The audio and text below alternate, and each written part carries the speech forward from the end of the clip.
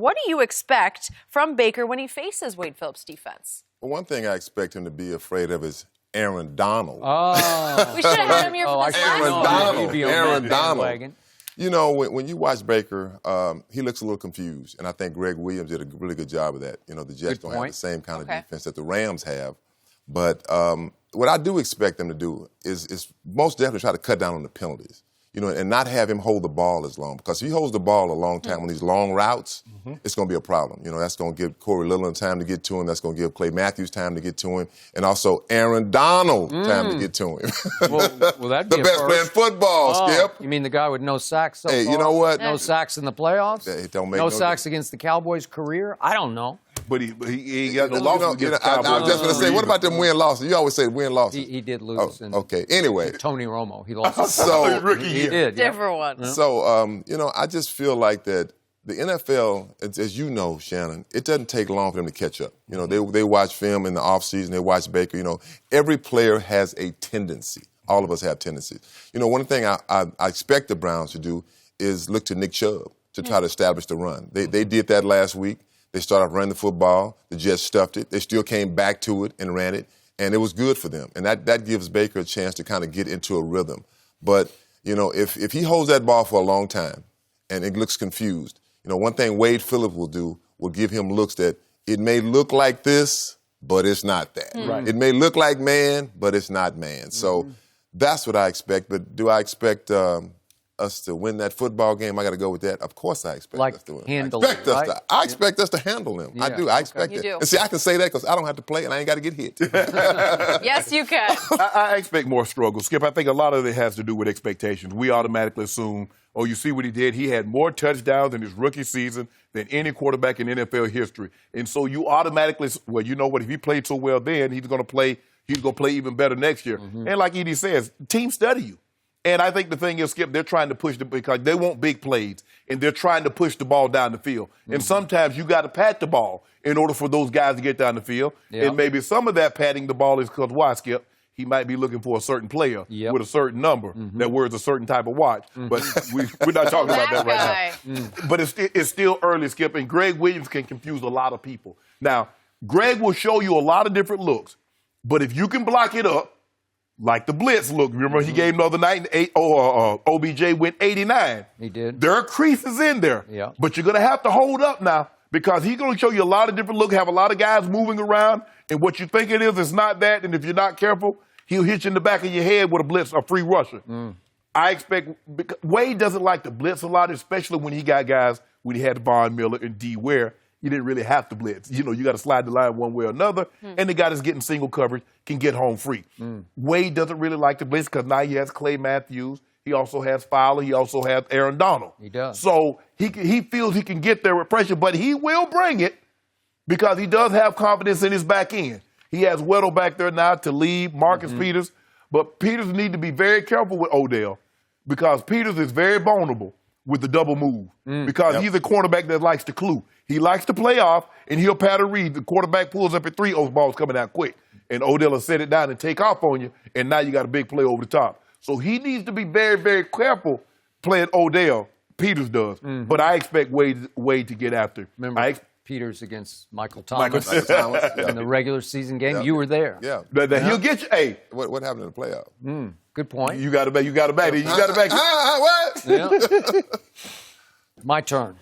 Before I launch, let me say, I still love watching Baker Mayfield play quarterback. In fact, I enjoy his brand of quarterback better than any other. I like him more than watching Dak or Tom Brady or the quarterbacks I love because I just love the swagger and the body language and the touchdown celebrations, running up the field, doing helicopters and planes, and it's just fun to watch because it is Favre-esque, Favre-like. He's just spilling over with energy and joy and trash talk, and he just loves to compete. But so far, so bad because it goes back to that third preseason game, the dress rehearsal when against Tampa, he went 10 of 26 for 72 yards with no touchdowns and a pick, and he just looked lost against Tampa. Yeah. And then obviously 43-13 happened in their home opener thanks to the Tennessee Titans. Right. And it was a disaster, man. And he kept trying. The harder he tried, the worse it got. Right. But against Tampa, Skip, to give credit now, Todd Bowles might not have been great as an offensive, defensive as a head coach, but he defense. He is a coordinator. Yeah. He is. He can really coordinate. And he could in his Arizona days. Yes. Okay. And yet, I'm with you about this. I fear he has fallen into the Odell trap because, especially against the Jets, albeit against Greg Williams, who can confuse anybody, and he was spoiling to try to get even with the team that let him go. Right. But Baker he's holding the ball because he's looking to hit a home run with Odell. And he hit one early. Right. And it might have been the worst thing that could have happened to them, for the season because it was like the catch. It's another hood ornament. Yeah. Right? Yep. And yet, after that, he's forcing the ball to Odell. And he's holding it, and he's trying to duck and dodge and hold and escape. And he can run a little bit. He can move a little bit.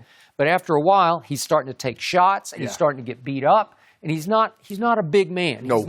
He's not built like Cam is or any of the bigger quarterbacks. So to me, he's got to spread the ball because last year he didn't care. He was not Jarvis-centric last year. No. They had a bunch of young receivers, little Callaway, and I can name they had a whole roster. Higgins. Yeah, Higgins. They're pretty good. They're all pretty good, and they looked very good when he was spraying the ball all over the lot. Yep. So I'm a little worried because, listen, this is a tall test. Your guy can really, you want to talk about coordinating? That's a loaded defense with a really shrewd operator calling those defensive plays. Let me ask you a question. Where did Freddie Kitchens come from? Where did he coach at? We coached a lot of places. But where did he coach last? Arizona, yeah. So he knows that defense. Oh, okay. He knows what Aaron Donald can do. Okay. He knows that they need to double team.